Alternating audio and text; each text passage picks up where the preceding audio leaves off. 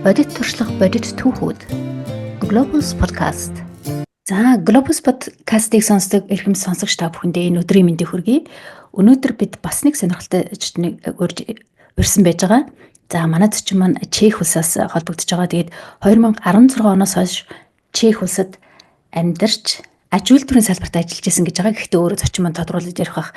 Тэгээд тэндээ ажиллаж агаад ер нь өөрийн сонирхол хүслээ дагаад өөрийнхөө авьяасаа дагаад гэж хэлээ тийм ээ.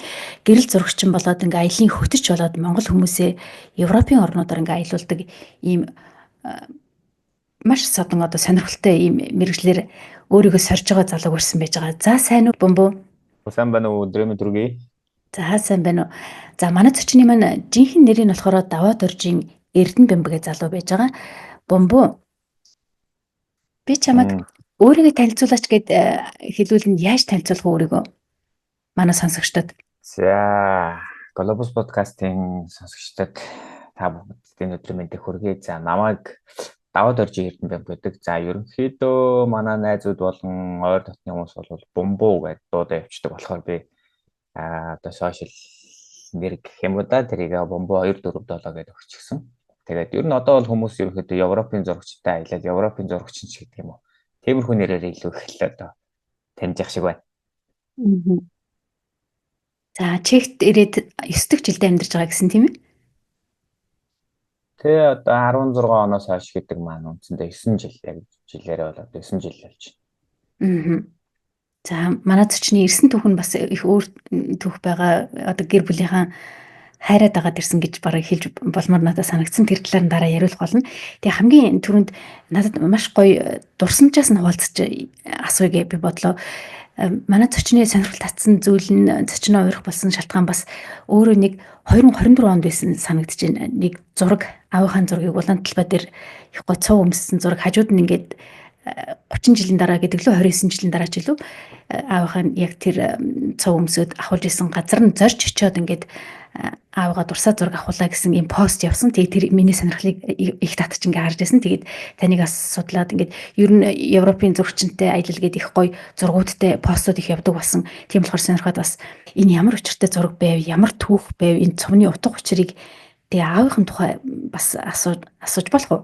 Болдгоо хөө. За тэр миний хувьд яг нэлээд олон жил бараг 10 орчим жил бодож байгаа хийсэн аялал.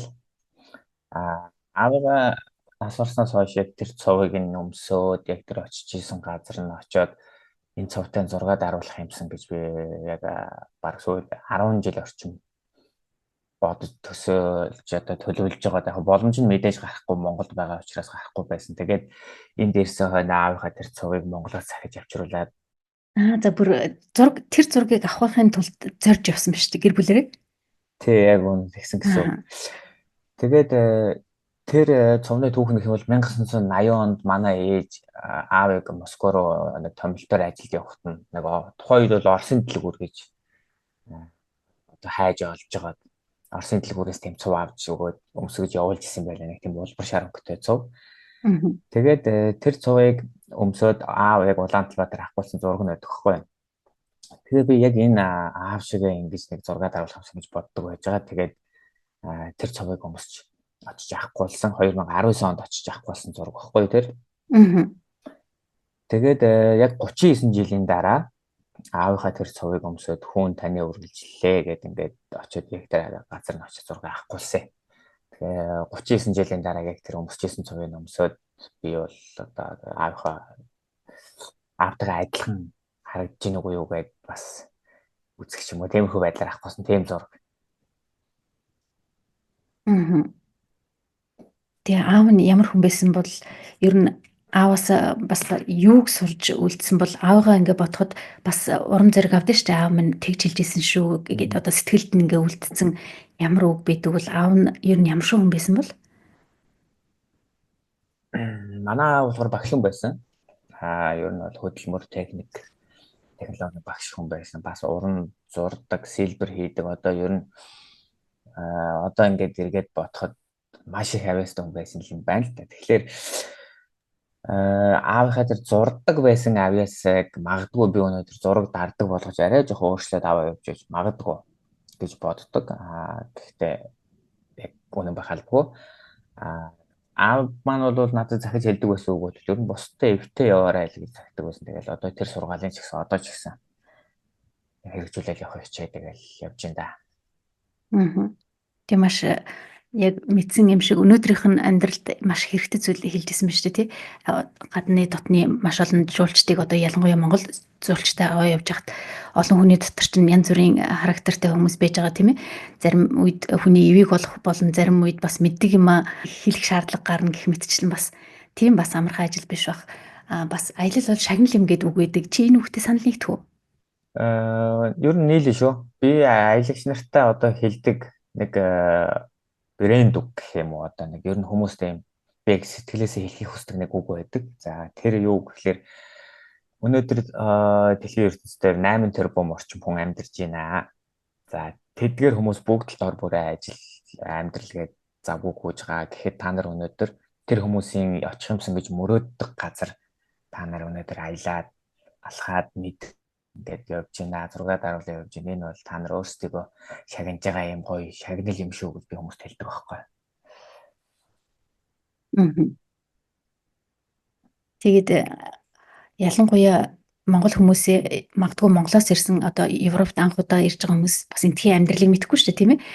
Арталт дурталт байгаа хүмүүсийн зургийг хамаагүй авч болохгүй гэх мэтчлэн өчүүхэн юм шиг мөртлөөсөө бас энд байж болохгүй зүйлүүд гэж байдаг. Манай монголоор усыг нь уулна, ёсыг нь дагаа гэд аль болох бид нар мэдээж хэрэг юм мэдээгүйгээсээ болоод аялын хөвдөж чи эвгүй байдалд орох юм. Тиймэрхүү тохиолдлууд гарч ирсэн үү? За ерөнхийдөө бас харьцангуй гайгүй. Мэдээж яг ганц нэг тийм тохиолдлууд гарна л да. Одоо ерөнхийдөө гардаг ихэнх асуудлуудыг бол манайхан нөгөө нэг явган хүний зам байлаа гэхэд замыг хаагаад голд нь яриа зогсчих юм уу тийм нэг тиймэрхүү жижиг юмнууд бол гарна. Тэгвэл нөгөө нарийн гудмаар явж байгаа хүмүүс холдооч зам тавиач энэ хажууд тийшээ болооч ч гэдэг юм уу тийм нэг тиймэрхүү ялангуяа олон хүнтэй газар л ер нь тиймэрхүү асуудлууд их гардаг да. Бусдаар бас асчиж гайгүй. Манайхан тэгээ бас хөвчлөлтөө хүмүүстэй аян замд явж явах чинь ер нь нэгээ шоолно хөөх ингээд жоохон зугаатай гэх юм уу тэр тал дээр их найрсаг бас хүмүүс шүү дээ тийм.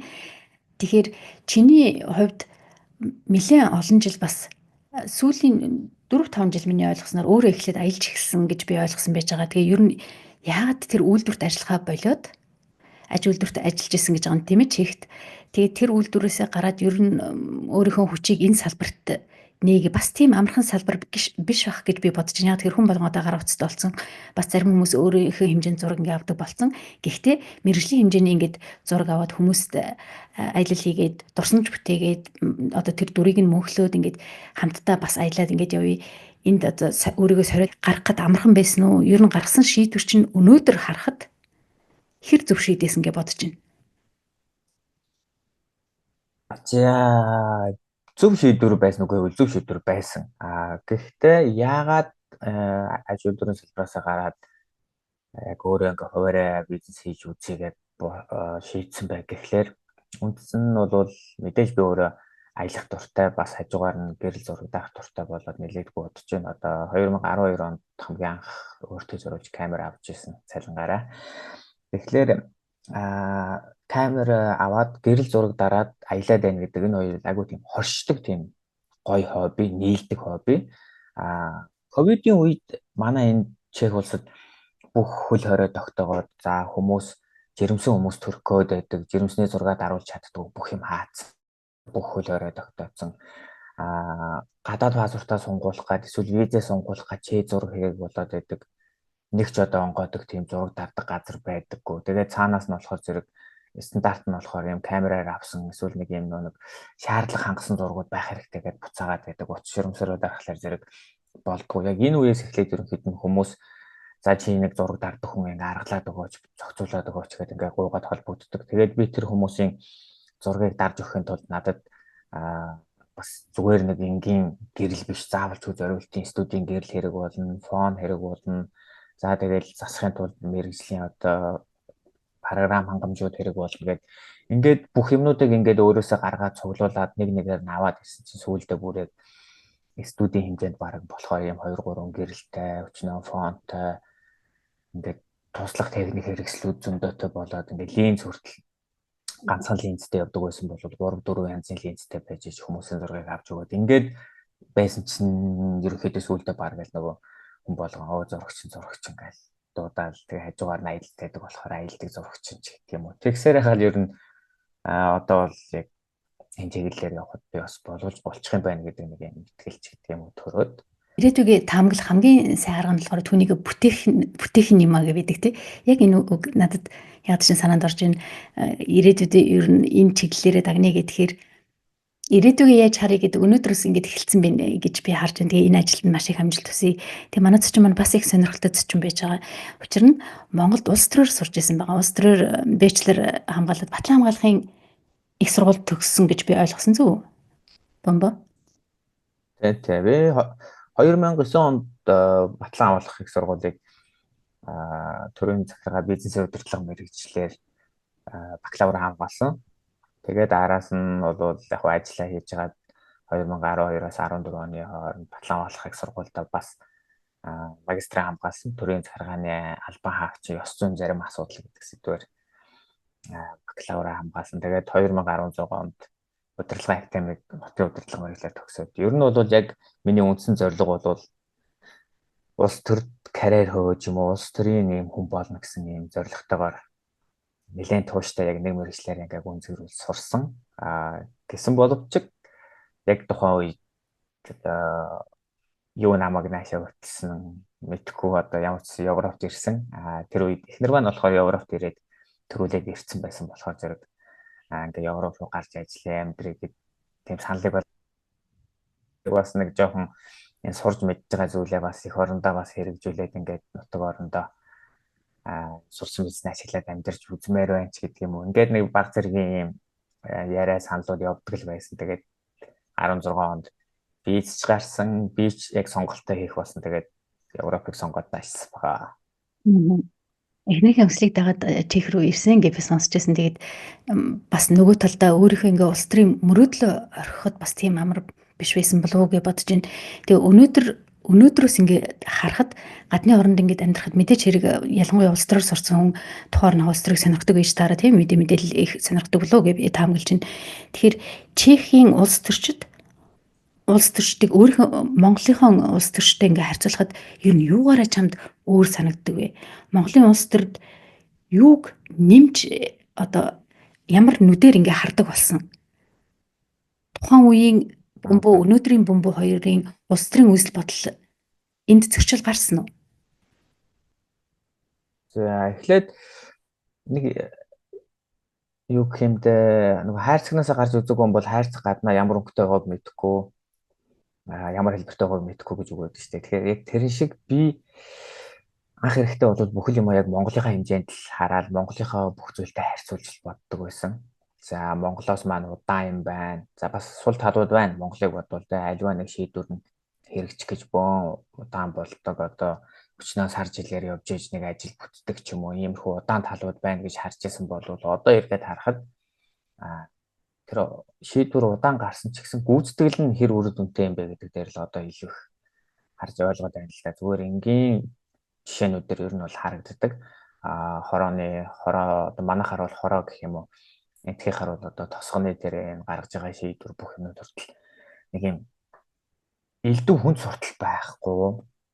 За манайхны хэлдгээр нөгөө 10% хаалгач гэдэг юм уу танил тал хардаг нэг тийм эсвэл намаар гадуурхдаг ч гэдэг юм уу. Тиймэрхүү зүйл бол надад ерөөсөө анзаардахгүй байгаа юм шиг санагдсан. Гэхдээ би өөрөө яг нөгөө улс төрийн хүрээнд нь орж ажиллаагүй учраас энэ талаар бас 100% мэдэхгүй байх магадгүй л дээ. Гэхдээ өнгөц байдлаар ингээд зүгээр гаднаас нь харахад бол ямар ч байсан нэг тийм энэ манай намын хүн биш гэдэг муухай харьцдаг ч юм уу эсвэл нэг жоохон үл хөнддөгдөг энэ нэг тиймэрхүү асуудлууд энэ төр бол энд ерөөсөө байхгүй.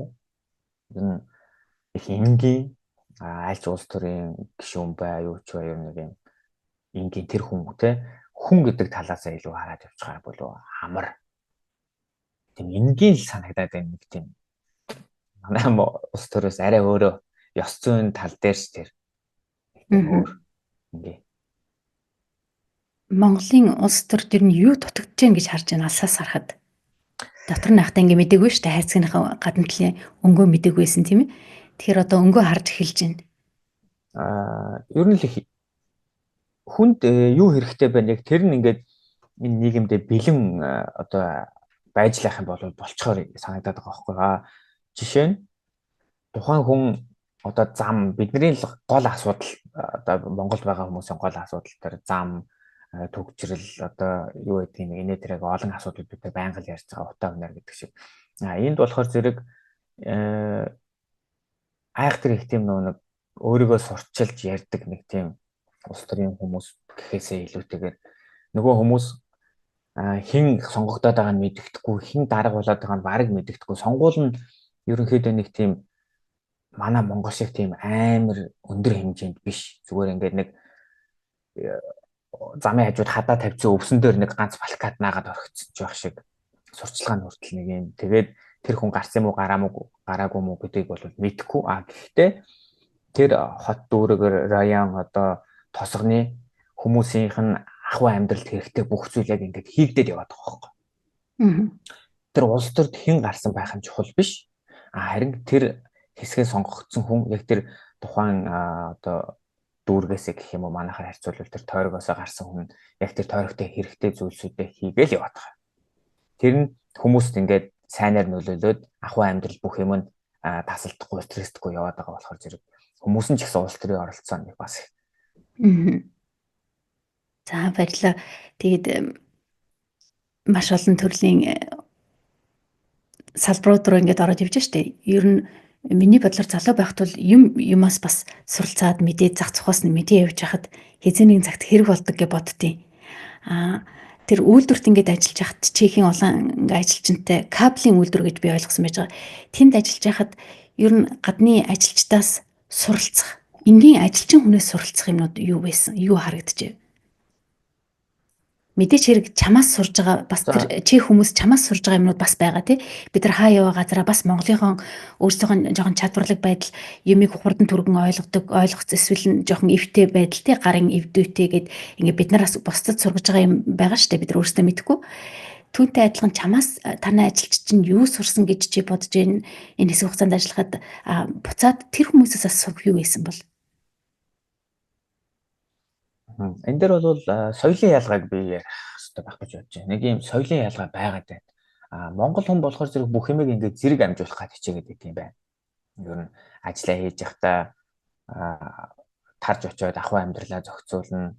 Ажиллаа хийж явахдаа хагас бүтэн сайн найрна ч юм уу эсвэл ажиллаа хийж явахдаа аял зугаалгаа зохицуулна. Ингээд юмыг аягүй зэрэг хийдэг. Аливаа бүх зүйлийг ингээд нэг хурдан хугацаанд бүгд их юм амжуулах гад ингээд зүтгээд байт юм байна.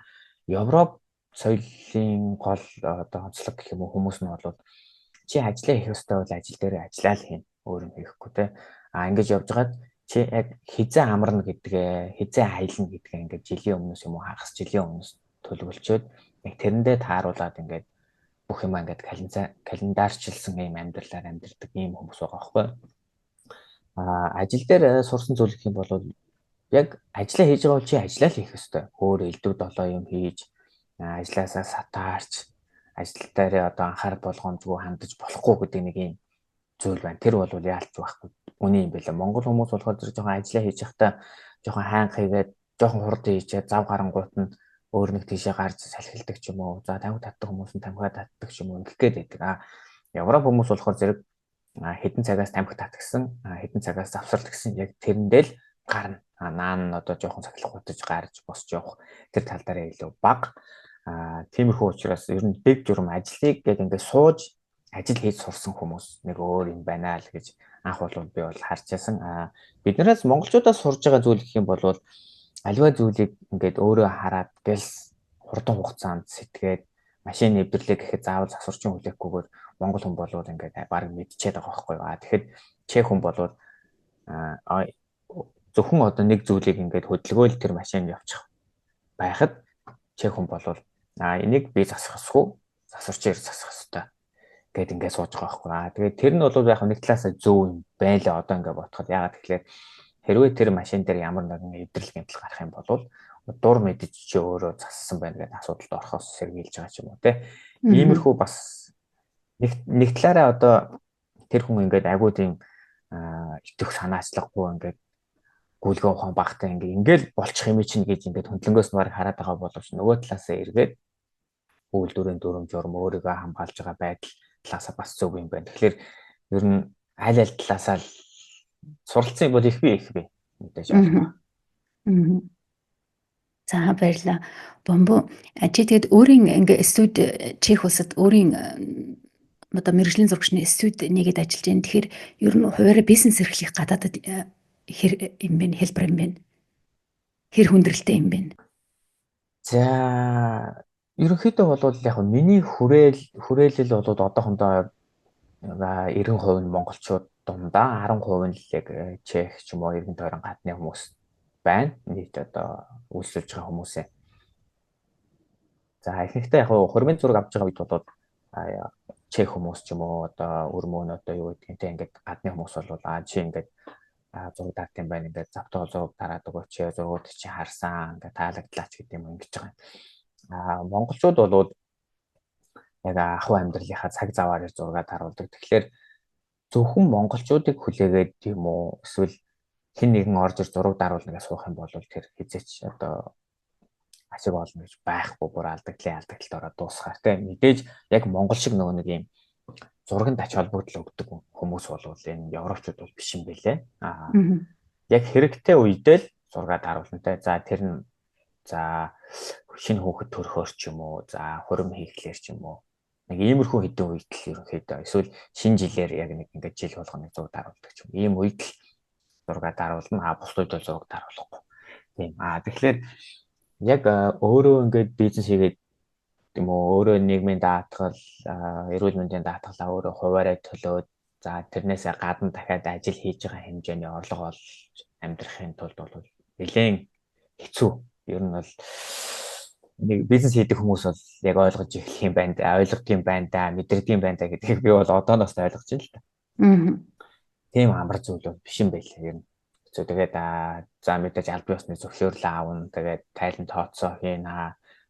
Би өөрөө тайлан тооцоо хийх хэмжээний хэл ус мэдлэг одоо энэ тэнд мэрэгжил өөр юм байхгүй учраас яах вэ гэл ингээл бүх юм шинээр суралцаал ингээл одоо ингээл суралцаал явж илээ. Ер нь бол тийм амар зүйл бол биш. За баярлалаа.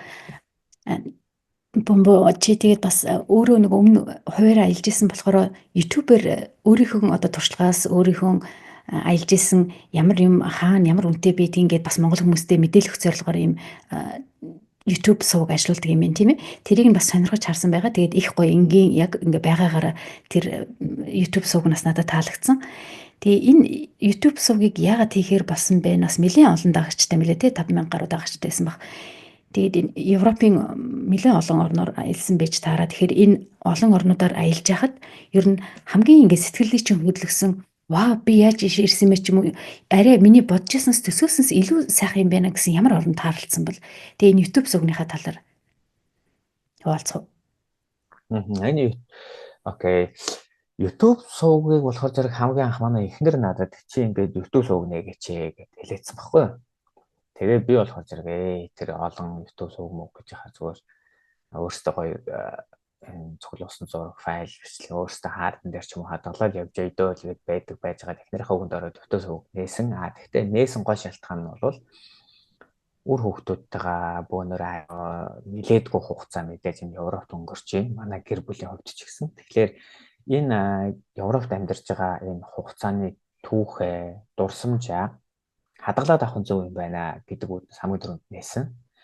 Аялж байгаа бичлэгээ, аялж явах хэвцээ дарсан зураг энэ бүгдийг одоо YouTube тэгээд хадгалж байгаа. YouTube хэзээ нэгэн цагт устддаг юм бол ерөнхийдөө бидний түүх ингээд дижитал байдлаар ингээд хадгалагдах юм боломжийг бас бидэнд YouTube олгож байгаа учраас ер нь хийсэн. Одоо ингээ эргээ ботход дөнгөж хүүхдээ төрж байгаа үеийн бичлэг, хөлд орж байгаа үеийн бичлэг, хэлд орж байгаа үеийн бичлэг гэдэг ингээд бүх бичлэгүүдийг нийлүүлээд би одоо жишээ нь YouTube дээр хийгээд тавьсан байгаа байхгүй. Тэгэнгүүт манай хүүхдүүд одоо өөрсдөө ингээд миний одоо YouTube сувг руу шууд ороод зургтан дээр хайж агаад өөрсдийнхөө багийн зураг бичлэгийг хараад нээлтээд хоёр бие нэгээ шоолоод чи юм жоохон байсан уйлж ин ч гэдэг юм ингээд аюу тийм эргээд бидний түүхийг ингээд маш гоёор хадгалчих юм боломжтой зүйл юм байна гэдэг бодоод ертөнц суугаа бол нээсэн.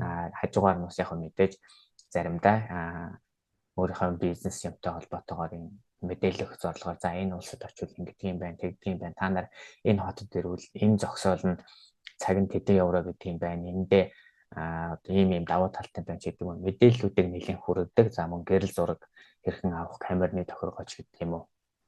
За бас Чех улсад ирж байгаа хүмүүс юун дээр илүү анхаарах хэрэгтэй байж гэдэг юм уу. Тиймэрхүү мэдээллүүдийг би Бомбо 2 4 7 гэдэг энэ YouTube сувгатаа хуулдаг. За аяллаа хувьд аль оронд одоо очиод нэгсэнтэй одоо шоконд орохоор тийм гоё орн байсан бэ гэх юм бол Айсланд. Би Айсланд гэдэг орныг анх Европт ирж байхдаа баг мэдээчгүй ирсэн. Ер нь бол Айсланд хаана байдгийг яадгийн.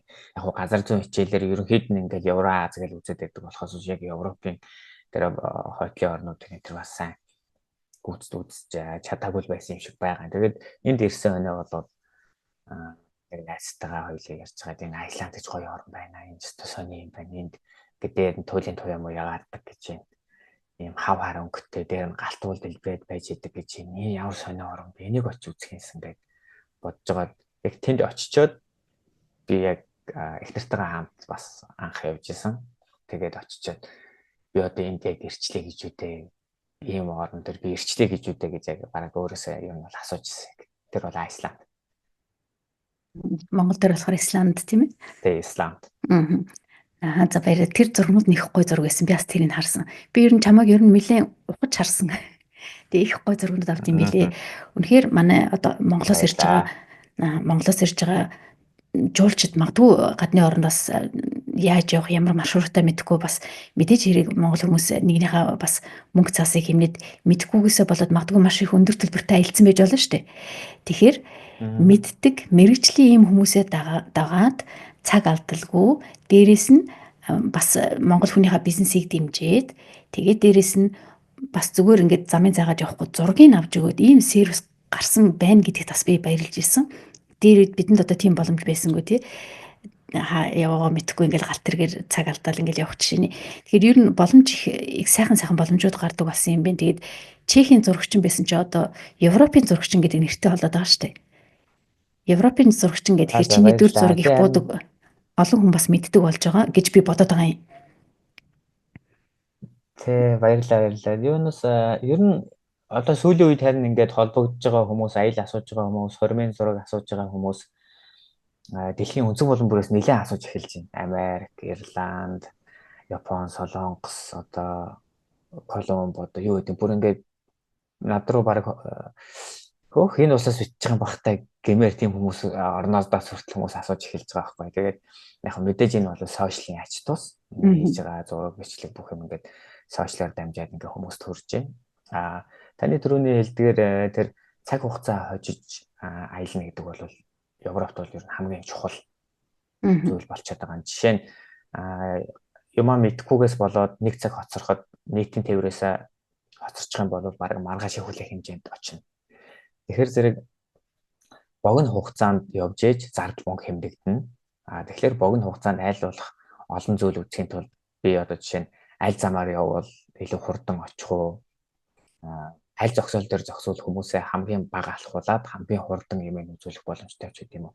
Мэдгүйгээсээ болоод нэг 5 минут алхаад очих байсан газрыг мэдгүйгээсээ болоод 20 минут алхах газар машина тавиад лах юм бол тэр чинь аялын турш өдөр болгон үзүр болгон дээр 20 минут 10 минут ингээ алдаад байх юм бол 7 хоног 10 хоног аялж байгаа хүмүүс эцсийн дүнгээрээ хэдэн минут хэдэн цаг те хэдэн өдрийг алдах уу ч гэх юм уу. Тэгэхээр энэ бүх юм дээр яг өөрийнхөө одоо нөгөө мэдсэн туршлагаараа л аль болох хүмүүсийг гоё юм үзүүлчих гээл бага алхуулах, бага ядрах гээл эсвэл хүн болгоныг очиод байдгүй өнцөг дээр машинтайгаа очиж зогсоод тэрийгэ хүмүүстэй үзүүлчихэд ингээ явуулах ч юм уу. Тэр талаас л илүү одоо хичээл ажиллаад байна.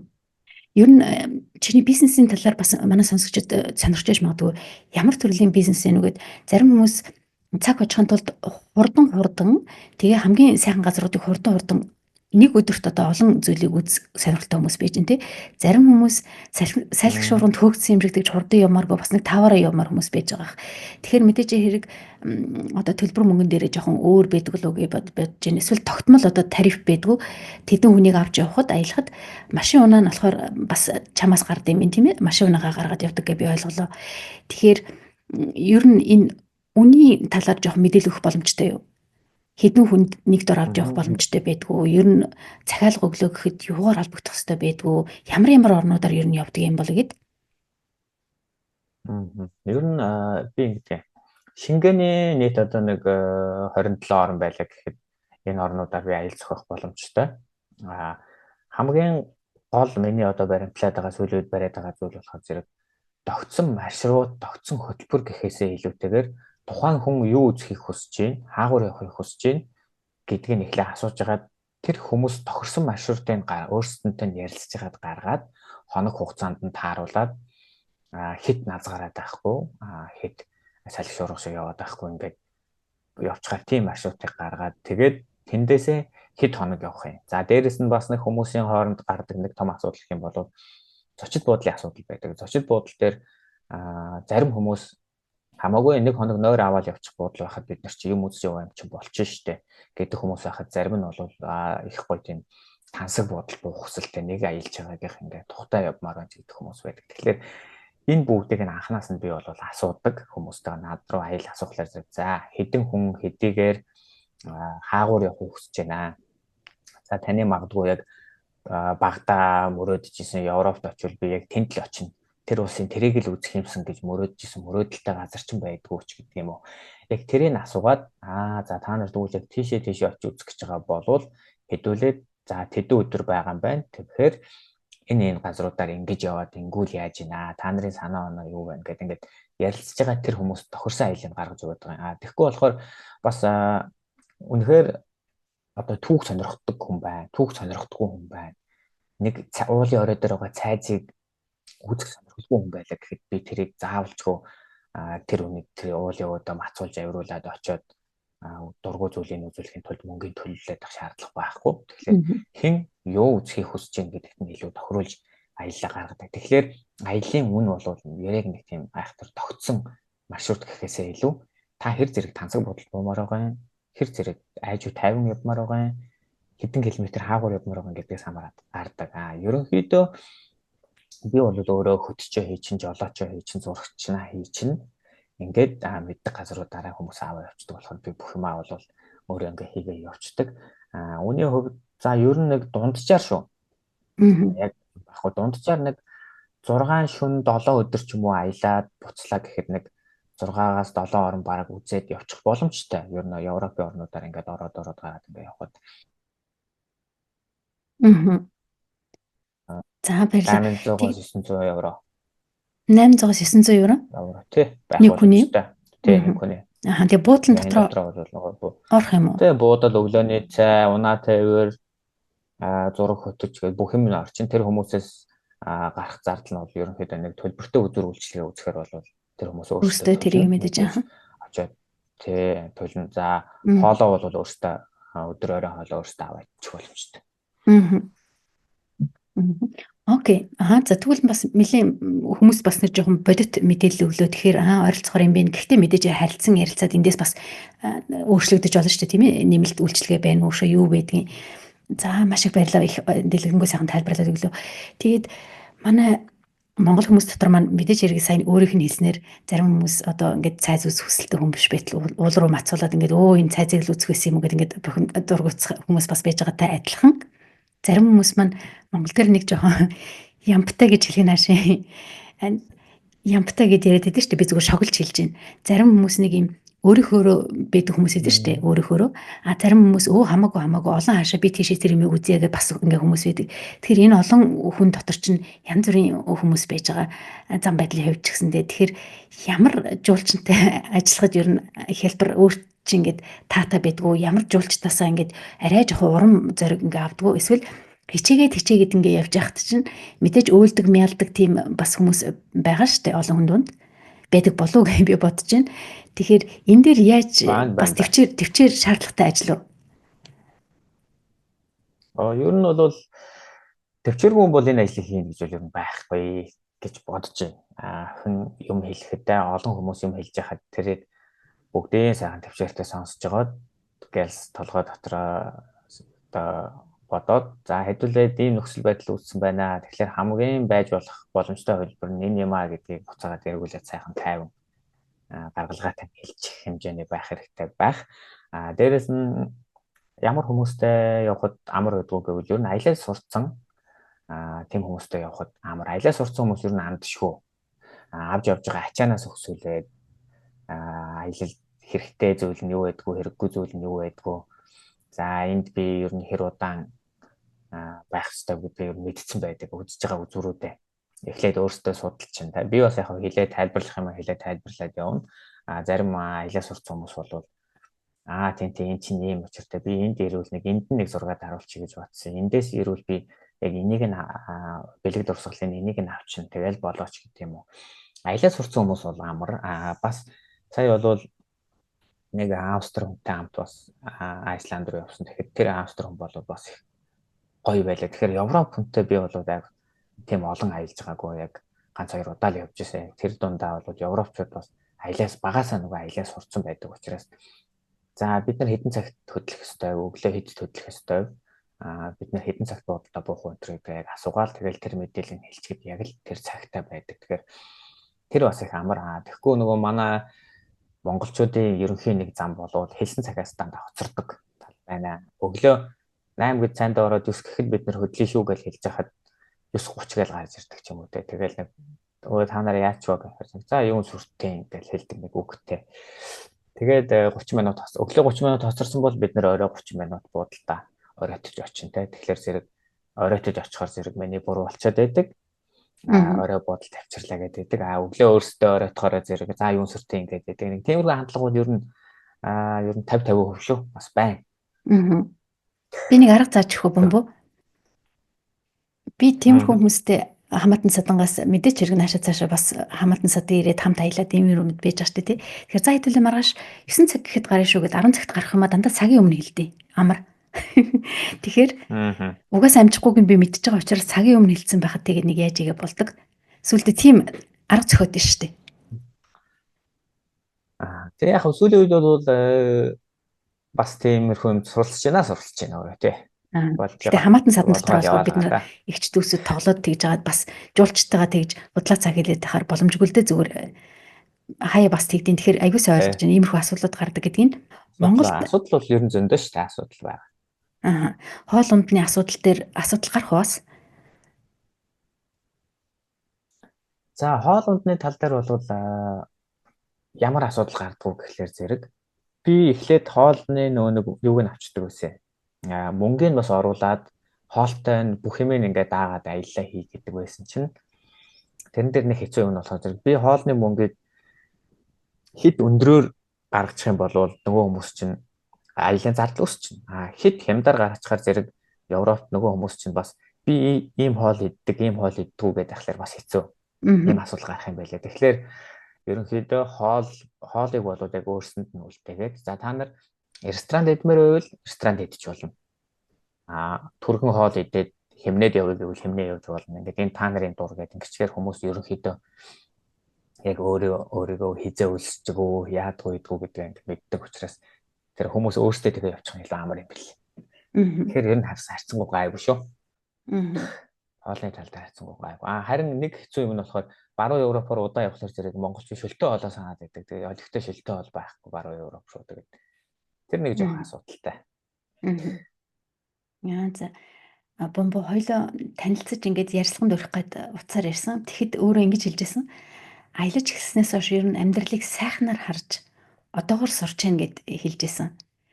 Тэгэхээр Монголын маш олон залуу хүмүүс бас амьдралаа босгох гээд ингээ гадны орн руу өөр хүүхдэд дагуулад эсвэл нь одоо төрүүлээд гарсан нэгнийхээ хойноос ингээд явж гин тийм ээ. Тэгсэн мөртлөө мэдээж хэрэг бидний сэтгэл зүрх бүгд ингээ хойшоо татаастай байдаг тийм эзэн нэг цагт Монголд очноч гэдэг юм уу. Ер нь төлөвсөн юмнууд байж байгаа. Чиний хувьд чинь байрны үйлчлэгээ хийгээ буцнаа гэж бодоод анх иржсэн гэд ярьжсэн. Тэгэхээр энэ тал дээр ер нь залуу хүний хувьд нэг талаасаа энд ингээд амьдралаа босгох гээд ингээ явж байгаа хооронд Монголд манаас маш их зүйл хөгжөөд байгаа. Эсвэл нь өөрийн чинь үеийн залуу хүмүүс бас юм хийх боломжтой хүмүүс бас байж байгаа. Гэхдээ энд одоо амар тайван утаагүй ингээм амьдрах боломж бас байна. Үр хүүхдүүдээ одоо боловсролын бодооч ч юм уу тий өндөр бас нэг юм чангаагаад энэ ингээ байгаад байгаа тий. Энэ дээр танай гэр бүл ер нь ямар үзэл бодолтой байна? За ерөнхийдөө энэ тал дээр бас ганц нэг яригдж байгаа мэдээ зүйл гэр бүл дотор бол байна. За хүүхдүүдээ яаж монголоор нь авч үлдэх үү? Яаж монголоор нь одоо ярьж хэлж одоо сурах уу гэдэг ингээд асуудал бол байна. Энд сурж байгаа хүүхдүүд мэдээж эрүүл ахуйн хувьд хүнс, за боловсрол, нийгмийн аюулгүй орчин тэр бүх зүйл ингээд энд сайхан байна уу байна. Гэхдээ нэг зүйл хойш нь татж байгаа нь мэдээж нөгөө энэ монгол хүн гэдгийг чинь бас нэг эх оронд нь Монголд нь байлгуулах гэсэн нэг сэтгэлийн үзүүлэлтийн бол байнга л байдаг л да. Ер нь Европт байгаа энэ бүхэл хүмүүст байгаа хүүхдээ яаж монгол хүн болох вэ гэх юм уу. За магадгүй цаашлаад за хүн болгон янз бүр баг. Гэхдээ миний хувьд бол за хүүхдүүдээ нэг том болохоор монгол хүнтэй суулгах гэсэн ч гэдэг юм уу. Тэ ингээ бас алсын нэг жоохон юм бодлууд байна л да. Тэгээд энэ бүгдийг бол эхнэр бүтээр ярилцж л байна. Тэгээ бас яг тодорхой шийдэлд бол одоо хүрч чадаагүй. Гэхдээ бүтээр хизээ Монгол явахаа бол ярилцж л байгаа. Гэхдээ яг эцсийн дунд за бид нэг тэдэн жилийн дараа тэгнэ ингэ гэсэн юм бол алга. Тэгээд Европт хэдий тайван сайхан чиглээ Монголыг бодоход илүү хөгжих дэвших одоо нэг тиймэрхүү зүйл одоо жоохон удаан гэх юм уу да. Бүх зүйл ингээд тогтцсон учраас би заавалчгүй шинэ юм сурж ирж хайж иж мэдлэгээ нэмжээж тэр зүйлийг бүтээдэг биш ерөөсөө бүх зүйл ингээд бэлэн учраас нэг жоохон хүнд нэг тийм хүнийг юм тайвшруулад гэх юм уу эсвэл илүү шинэ юм руу ирэл хийх юм боломж нь бүр бэлэн байгаа учраас арай бага. Тиймэрхүү жоохон сул тал бас байна. Тэмцэлтэй тал баг гэж Монгол тэмцэж байгаа болохоор нэлийн тэмцэж өөдөө дэшээ гарна те. Тэгэхээр яг үнэ яг нэг тийм зүйл байгаа байхгүй. Би бас яг тийч хардیں۔ Монголд их гоё тэмцэл гэдэг чинь бас нэг хүнд амар юм бас биш шүү дээ. Тэр дундаас маш юм сурдаг хөгжсөн байдаг те. Тэгэхээр тэр тал дээр манай Монгол улс сайхан ингээ хардیں۔ Залуу хүнд. Тэгээ бас нэг юм үг байдаг. Хизээч оройтхгүй чи өөрийнхөө хүссэн хүн болох боломжтой гэдэг үг байдаг. Залуу хүний замын үнцэн урт тэгээд та хэдэд бол их сайхан маш сайхан залуу насан дээр явж байгаа шүү дээ. Тэгэхээр гадны орноос бас аялах болгонд нэг юм үзээд хараад ирдэг тий. Одоо би зүгээр жишээгээр хэлье. Бэлэг рүү би нэлээд хэдийд явдаг. Аялаад гэтэл чи очих болгондоо нэг өөр юмыг хараад ирэх жишээ нэ тий. Ингээд чи ер нь аян замд явж байхад ямар Монголын маань гоё үг санаанд нь ордог л. За ер нь бол амны үлгээс ачтын бэлэг шалтгаалдаг тий. Тэгэхээр энэ үгийг бол ерөнхийдөө байнга хэлдэг. За жишээ нь аялалд хамгийн чухал зүйл бол цаг агаар гэдэг байхгүй юу. Тэгэхээр би цаг агаарыг сайхан болгох үнэхээр чадахгүй шүү дээ. Ягаад чадахгүй. За заримдаа бол цаг агаар худлаа хэлнэ. За аялагч нартаа. За маргааш хэдүүлэг очих газар сайхан нартаа байх нэ гэтэл очиход бороо орж идэг ч юм уу тий.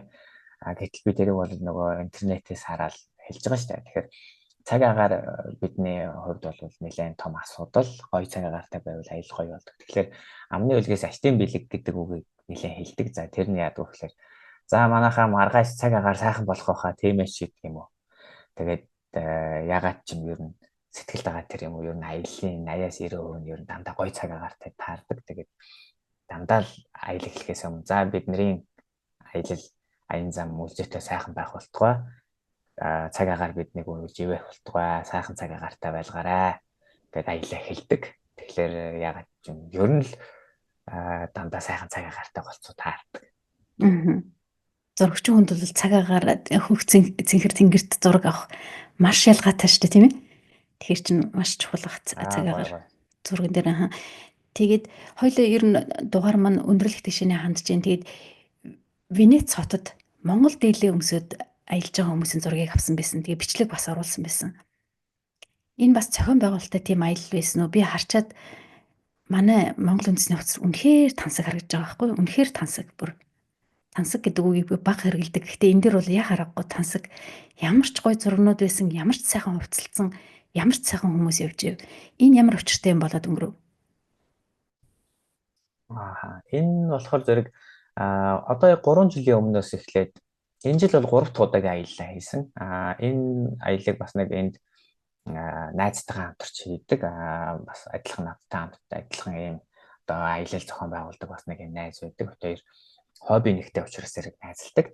За тэр найзтайгаа хамтраад энэ Венец рүү Дельта алхаа гэдэг юм аялыг үндсэндээ 3 дахь жилдээ хийж байгаа. Эхний удаа бол нэг 5 6 явсан юм байна. 5 6 7 ч юм уу яваад тэгээд тэн дээр Венецийн карнавал наадамд оролцсонгоо энэ Дельтагаа алхахыг гээд бүгдээрээ шийдээд явсан. Тэгээд тэндээс явж ирчээд 2 дахь жилдээ бид нэр өшөө илүү гоё хувцлаж, өшөө илүү олуулаа явах хэрэгтэй юм байна. Тэнд ерөөсөө дан Венецийн карнавал Европ хувцснууд л байна. Тэнд ерөөсөө Европын өнцөг буланборээс ирсэн Европын дандаа ийм эртний язгууртны гой гой Европ хувцснууд яваад байдаг. Гэтэл дунд нь нэг хідэн Аз хувцастай хүмүүс алхаад ирсэн чинь тэг содон бохоохгүй. Хүн болгон хараад энэ хаанхын хүмүүс вэ? Энэ юу хүмүүс вэ гэдэг. Тэгээд бүр Марко Поло гэд банахан мэдэндээ нөгөө хувлаа хажууд байсан. Марко Поло чинь яг Венецээс гаралтай. Тэгээ Венецэд явж хад Марко Пологийн амьдарч исэн байшин энтер гэдэг байдаг байхгүй. Тэгэхээр яг тэр байшингийн хажуугаар жишээ нь Монгол дээлтэй хүмүүс алхаад өнгөрөх. Тэгээд тэн дээр нэг удаа нэг юм язгууртан хүний хувцастай нэг хүн ингээд нэг юм хуучны ном барьчин зогсож ирсэн. Тэгээд тэр хүн биднийг харчаад та нар Монгол уу гэдээ асуусан. Бидний хувцсыг хараад тиймээ бид нар Монголоос ирсэн гэсэн чинь тийм үү миний гарт юу байгааг хардаа гэсэн чинь 2 монгол гэрийн зурагтай цаана нэг юм тэмээтэй тэгээд юм говийн юм зурагтай тэгээд дээр нь Марко Поло гэж бичсэн маш эртний тийм ном барьсан нэг гадаад хүн зогсож байгаа байхгүй. Тэгээд тэрийг харж манай найз энийг хардаа чи энэ гартах номыг хардаа гэж бид нөрөө сонирхож байсан. Тэгээд энэ мэтчлээ ингээд явж хахад Монгол гэдгийг бол мэддэг хүмүүс дэлхийд зөндөл байт юм байлаа. Ихэнх хүмүүс биднийг Монгол хувцсгүй явж байгаа үед бол биднийг хятадаар мэдлээд байгаа байхгүй бидэртэй. Хятадаар мэдлээд байгаа. Монгол хувцас өмсөө явахлаар зэрэг энэ Монгол хүн байна.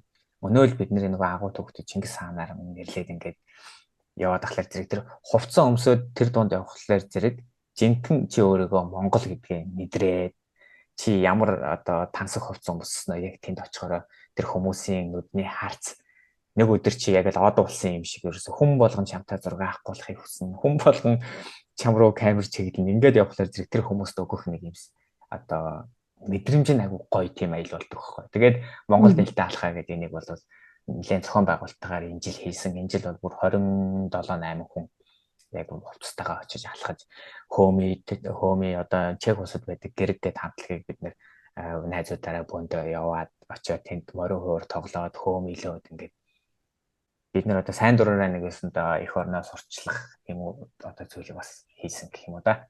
Тэгээ энэ жил бүр болох юм байна тийм ээ.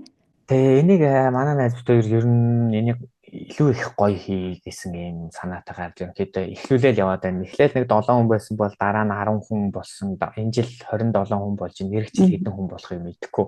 Тэгэхээр ямар туршлагачаад ажлаа сайжруулад улам гоё болгоод явах тийм зүйлийг бол хийх санаатай байна.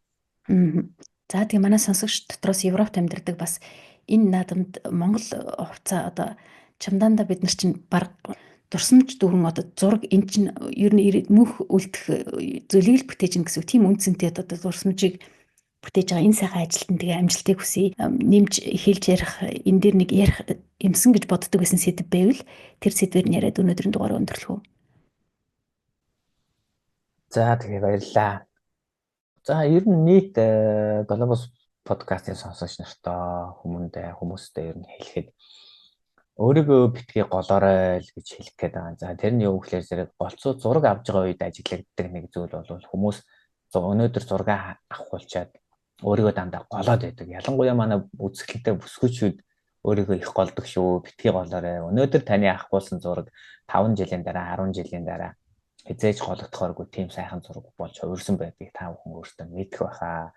Тэгэхээр энэ зураг гэдэг зүйл бол танд үнэхээр одоо дурсамж түүх бүхэл зүйлээ чинь хадгалж үлддэг учраас өнөөдөр та өөрийгөө зураг сайхан авахулж тэрийг гоё чанартайгаар угаалгаад хадгалаад юм уу бид нар нөгөө өвөө эмээгийнхаа зургийг аав ээжийнхаа залуугийн зургийг харахад одоо эргээд харахад ямар гоё байдаг вүлээ. Яг л тэр зүйл одоо таны хүүхдүүдэд мэдрэгдэх мэдрэмж бол таны өнөөдрийн авахулж байгаа зураг шүү гэдгийг бас хэлэх гэсэн юм аа. Ер нь зургаа сайхан авахгуулаад тэгээд чанартай зураг авахгуулаад тэрийгээ сайхан хадгалаарай.